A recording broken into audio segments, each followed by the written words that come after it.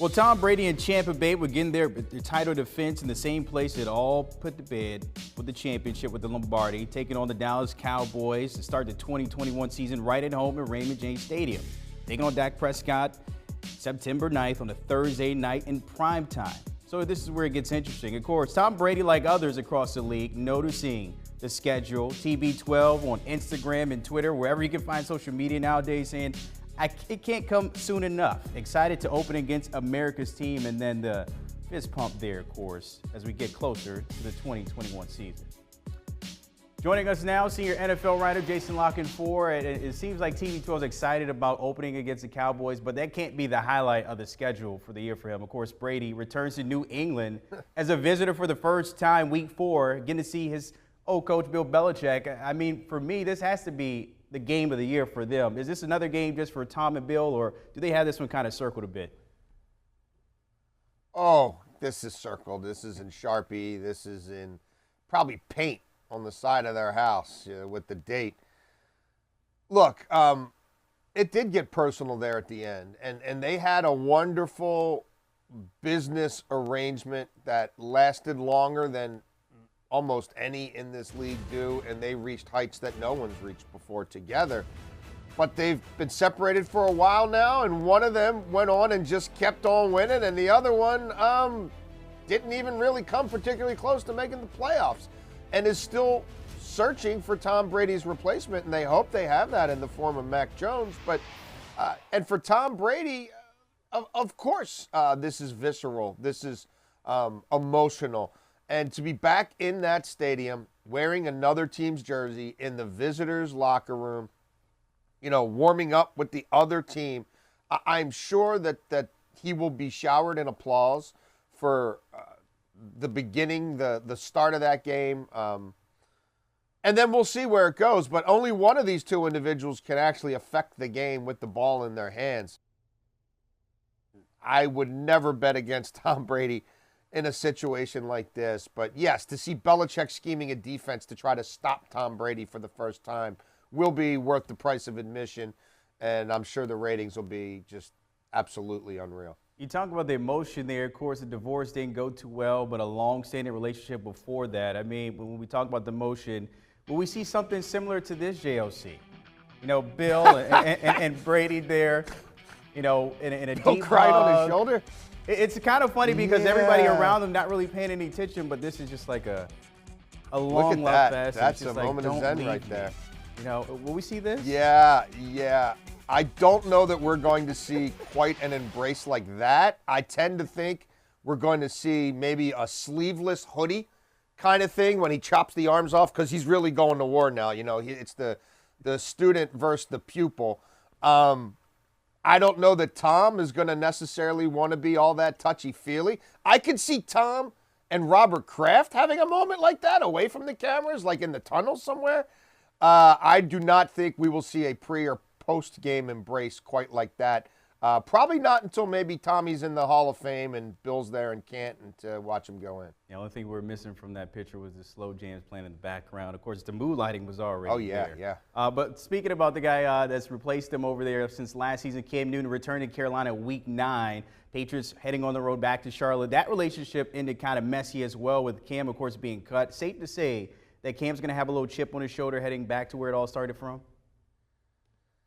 Oh, of course. That's baked into the cake, especially when we're talking about athletes who've accomplished this much, who've spent that much time in one place.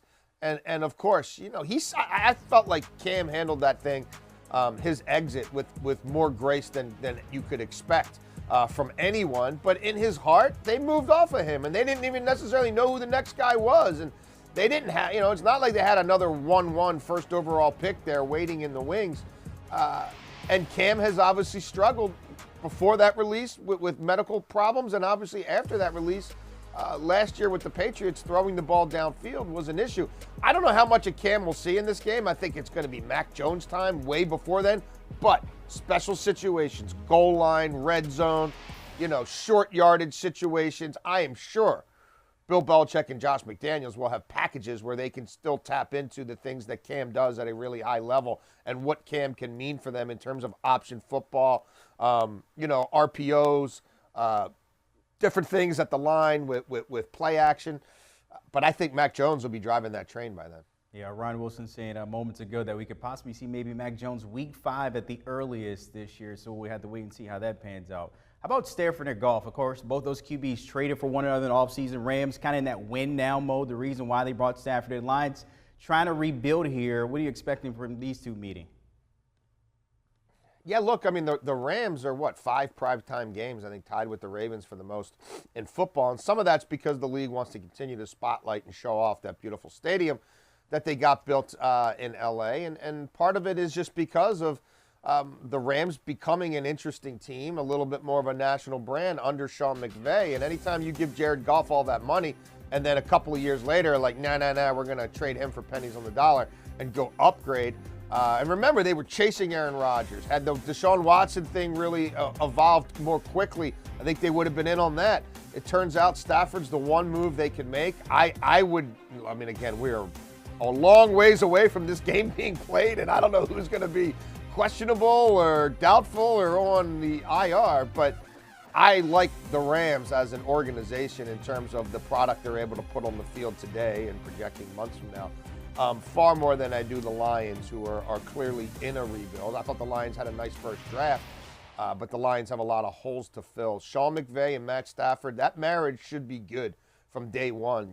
That should be a robust passing offense from day one. I don't want to hear a whole lot about growing pains and this or that. That's an established coach. That's an established quarterback. They're both workaholics. They've been doing all their offseason stuff. Stafford's going to know that playbook inside and out.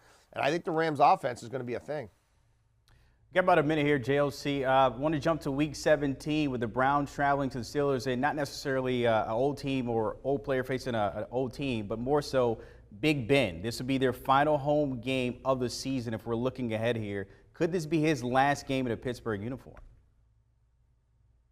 Oh, I mean, look, I don't think Ben Roethlisberger is going to be starting for them by then. I have a hard time looking at that team as constructed and looking at their schedule and looking at what other teams in the AFC are doing. Now, will he still be on the roster? Sure. But I think they will have given another look at Mason Rudolph or a first look at Dwayne Haskins well before Week 17. I don't think the Steelers are going to be playing for a whole lot the last 3-4 weeks of the season, in all honesty. And they have a lot of their key division games backed up in the second half of the year. I think both Baltimore games, you mentioned the Cleveland game. I'm not sure that Ben's still going to be at the helm for any of those. Wait, so I just want to piggyback. You just say you don't see him starting at that point. Is that because of them not possibly making it to the postseason, or more so at the point they'll be done and looking towards a future? Real quickly for me.